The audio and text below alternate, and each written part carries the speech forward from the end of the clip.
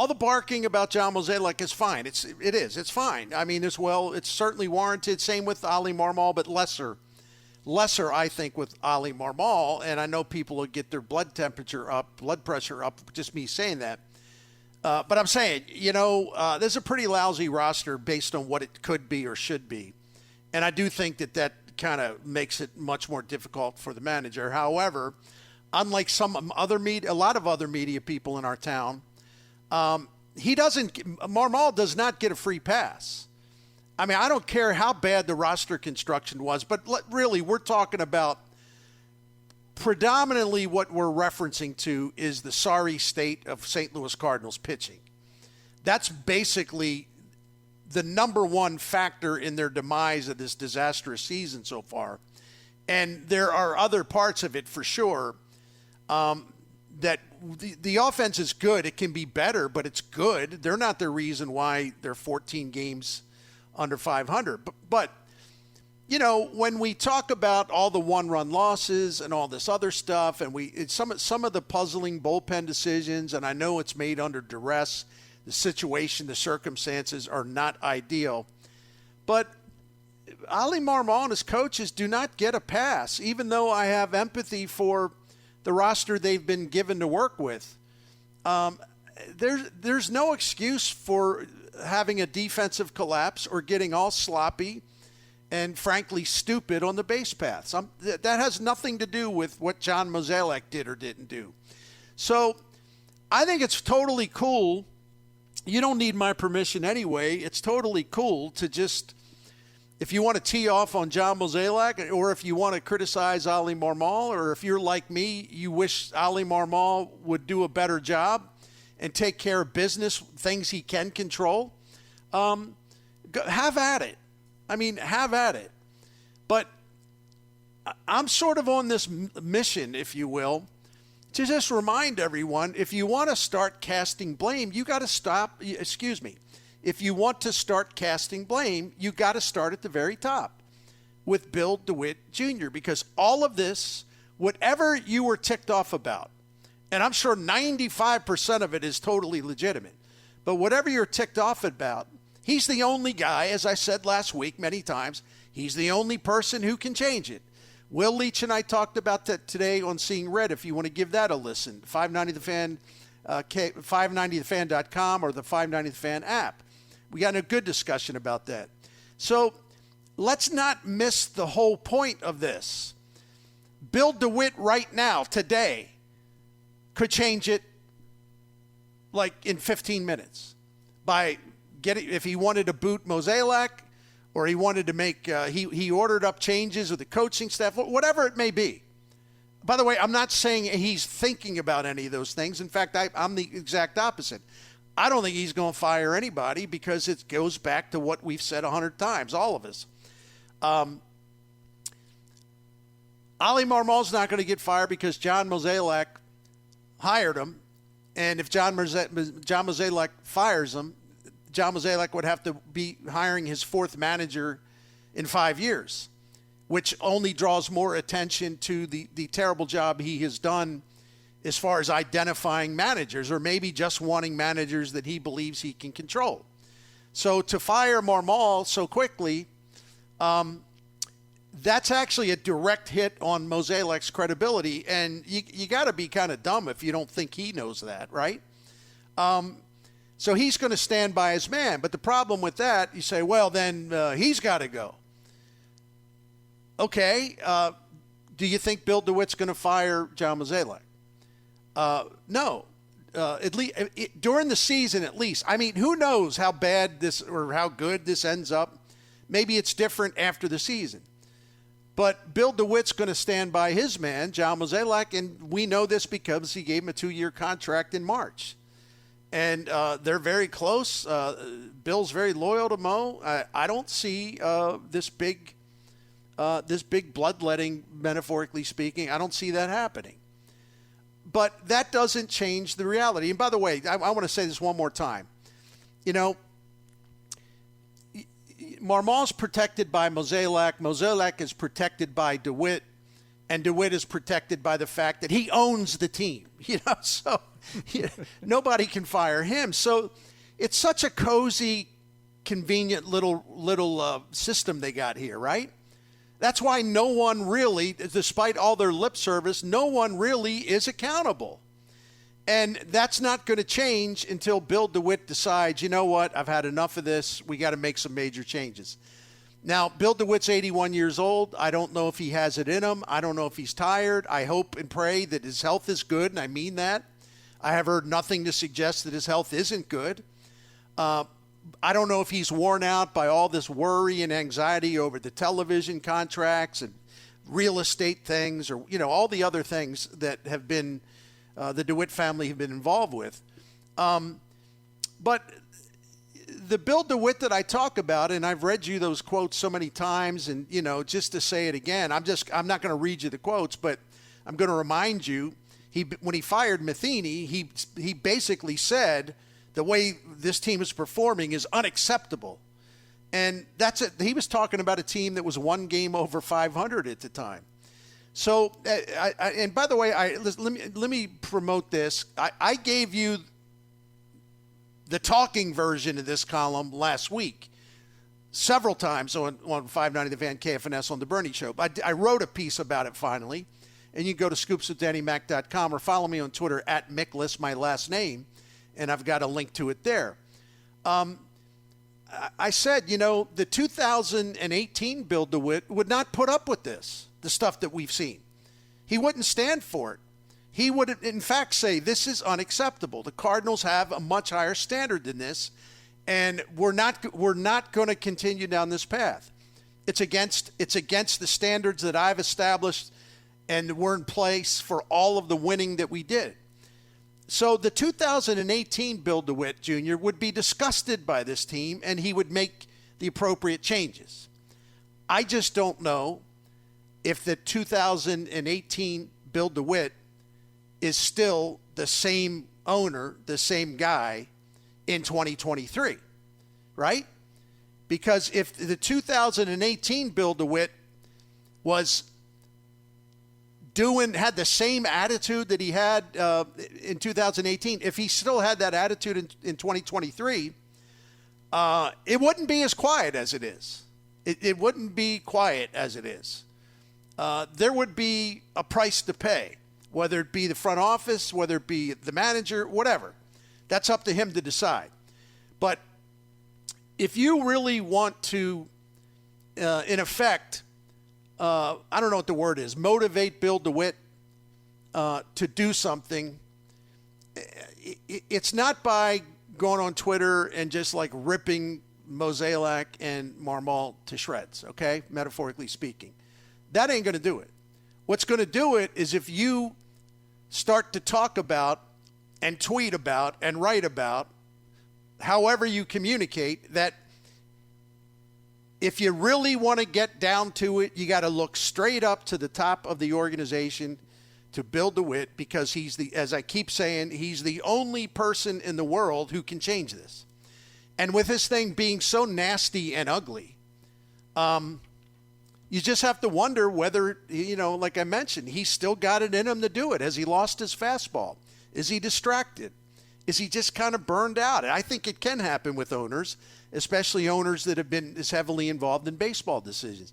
Look, I'm not being a phony when I say I like and respect Bill DeWitt. I do. But this is also proof of something I always try to tell everybody. You can be my friend, or you can be someone that I can't stand or can't stand me. I'm going to say what I need to say about them. I'm going to write what I need to write about them. I don't play favorites. I think Bill DeWitt has been a great owner for this franchise. But the model that he has gotten old, and they have fallen behind the times, and it shows in their postseason futility, and it shows in how they are actually winning less in the regular season than they once did. Like Jim Heward, let me throw this one at you. Sure, yeah. All right, Nolan Arenado and Paul Goldschmidt have been together as a cornerstone tandem This is their third season, okay? So it's 21, 22, 23. Yeah, Goldie's been here since 2019. But we're talking about them as a tandem. Mm-hmm. And you're talking about a guy, Goldie, that won the MVP last year, and Arenado finished third. And they traded for both of these guys and gave up like a case of batting gloves or something. You know, they gave up nothing for these guys. Here's what makes my head hurt. When I look at the prime years of Goldie and Arenado, and to come to the realization that their winning percentage, the team's winning percentage with those guys in place for now the third season, has actually gotten worse instead of better. Like the Cardinals, from the time 1996 Bill DeWitt took over through 2020, they had the fifth best winning percentage in the regular season in the majors. And that's good. Now, since Arenado and Goldie became a tandem in 2021, they have the 10th best winning percentage in the majors. How is that possible? If you're doing your job correctly, or you're doing your job adequately, or you're just doing an average job, how do you get worse with having these two cornerstone players? How is that even possible? See, these are the things Bill DeWitt needs to be asking his people. How is it possible that we make these outright thefts, heists of Goldie and Arenado, and yet our winning percentage has gone down since they became a first base, third base tag team? It's actually gone down, and we haven't won a postseason game. How is that possible? I mean, isn't that kind of a depressing thought to come to the realization that they actually win less instead of more after making those great trades for these guys? Mm-hmm. Oh, it's sickening. It really is. Bill DeWitt's got it. Bill DeWitt's got it. That's what I'm talking about with Bill DeWitt. You think he would be inflamed by this? Wait a minute. And you know, by the way, Bill DeWitt is spending more money this year. I'm not saying, well, let's give him an award, but I was checking an updated payroll accounting thing at Cots Contracts, which is great. And the Cardinals are actually right at $200 million this year for their 40-man payroll. And he's never been there. He's never really been close to $200 million. So he has gotten there. But the problem is he's still so far behind the industry trend that even though he's hit $200 million in payroll, 40-man, for the first time in his ownership run, they're still 16th in Major League Baseball in terms of the listing, the rankings of the 40-man payrolls. You know, so my point is he's spending more, but it isn't getting him anywhere because he's fallen behind a lot of the teams that have spent more money. But here's the other thing. There's a lot of teams spending money that are not getting value for their dollars, right? But Bill DeWitt, if you think about it, they have spent enough to be a good baseball team with a good record, okay? We know that they need to do more to be a more viable postseason contender. But they have spent enough money and then some for them to be a good baseball team, period, with a positive record, period. But there's two things that just claw at this. Number one, as I just mentioned, even though the Cardinals have reached $200 million in the 40-man payroll for the first time ever, they're still 16th in the payroll rankings for the 40-man roster. And that tells you they're not getting their money's worth because they've got the 13th best record in the National League and the 25th best record in the majors. They're not getting value for that spending. Sometimes it's not always spending. We all obsess about spending, forgetting the fact that Mozeliak usually screws up when they spend a lot of money. But here's the other thing. You look at all the teams that spend considerably less, I mean substantially less, than the St. Louis Cardinals, who are outperforming and outmaneuvering the Cardinals. So the Cardinals aren't getting their dollars worth for their increased payroll, and they're being outflanked and outperformed by teams that have much lower payrolls. The point is, you're losing at both ends of the spectrum. And why would Bill DeWitt, for example, want to throw money away on a really bad product? If we all believe, hey, well, all he cares about is money, okay, I'll play along. If he cares so much about money, why does he keep John Mozeliak around, who has driven this payroll 40-man up to $200 million, and they don't have much to show for it, do they? So I don't, this whole thing is confusing as hell. Because, yeah, I think Bill DeWitt wants to have a good financial picture for his franchise, but he ain't getting his money's worth out of this, what he's invested in payroll. And they continue to be substandard compared to a lot of these teams that are spending a hell of a lot less money. So that's a loss as far as I'm concerned. One thing, if I was in a meeting and I'm Bill DeWitt, I would sit down with everybody. To your point, I go, we're spending where we're spending. Guys, we are not. Our evaluation process isn't working because we should be a better baseball team. What was it? You've given the number. They're about, 39% of their payroll is going towards starting pitching? Yeah, it's around. Now, Derek Gould thinks that Spot Rack's a little off on that, and I respect Derek Gould, and I see a lot of different payroll sites. I always go to Spot Rack because there's a lot of ways you can they've got more information, and you can do searches and things like that. But, yeah, a huge percentage of their payroll, one way or the other, a huge percentage of their payroll has been allocated to starting pitching. Now, to your point, if you're Bill DeWitt, don't you have a what they call a come to Jesus meeting? Oh, yeah. I go and say, well, what am I spending all this money for? What we got a terrible rotation, and we have a terrible pitching staff. So what exactly are we spending on here, man? I would definitely have to. I think he would have to have that conversation.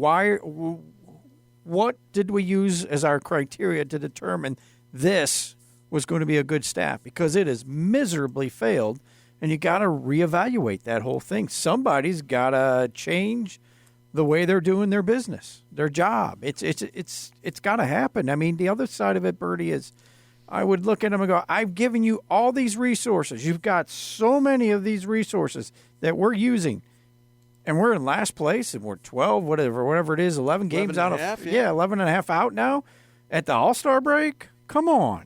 We got to be better than that. I mean, I wouldn't even want to get into, by the way, there's two All-Stars playing in the American League that we should have in our outfield, not in somebody else's outfield. But I'll let that go for now. But we got to do a better job if I'm, that's where, if I'm Bill DeWitt, that's where I start. And then you have to reevaluate your processes. You mentioned this on the show a lot recently, how when he decided he was going to change things up and he had to bring in Luna and he had to move on from Jocketty, he made those decisions. I think he's at that crossroads where he's got to make the decision on where do they go next? What are they going to use for their criteria to make their team better? It's all on him to make that choice. Nobody else is going to change because, like you said, they're stale. Why should I change? We've been doing this the same way for this long. They're stale, and they are embedded. Mozeliak especially embedded in total job security. Mm-hmm. So what would be their reason to really dramatically change the way they're doing business in terms of the roster? Does John Mozeliak seem like an inspired, motivated guy to anyone out there? There was a time that he was, but with this nonstop protection from DeWitt and this really kind of weird tolerance for these terrible blunders, John Mozeliak, for all that he's done well, and he did, I can't stand the people that want to pretend he never did anything. It's just garbage, okay? Right. But he's gotten stale, and they're trending obviously in the wrong direction. And that this has been a gradual decline that showed up in how they're doing in the postseason. They've lost 15 of their last 22 postseason games. And you can beat up on NL Central teams during all that time and also beat your chest. Look at us. We're the Cardinals. Get out of the way, or we're going to kick you in the ass. Or you can do all that posing, right? But the truth often not always, but often emerges when you go for the ring in the postseason. That's when you know what kind of team you have and the roster that you have assembled. Not always, but a lot of the time. When you've lost 15 out of 22, including 9 out of 10 in the postseason, you have been trending in this direction gradually over time. But, bad metaphor warning coming up, but you finally hit the iceberg. Like you were driving your luxury ship. You were commanding your luxury ship, and it's like, well, are we on course? No, we're fine. We're fine. Everything's fine. You hit the iceberg. They hit the iceberg in 2023. They were heading that way anyway. It just really kind of is a jolt the way it just happened all of a sudden. But they were going in that direction anyway. They really were. Again, just look at the winning percentages.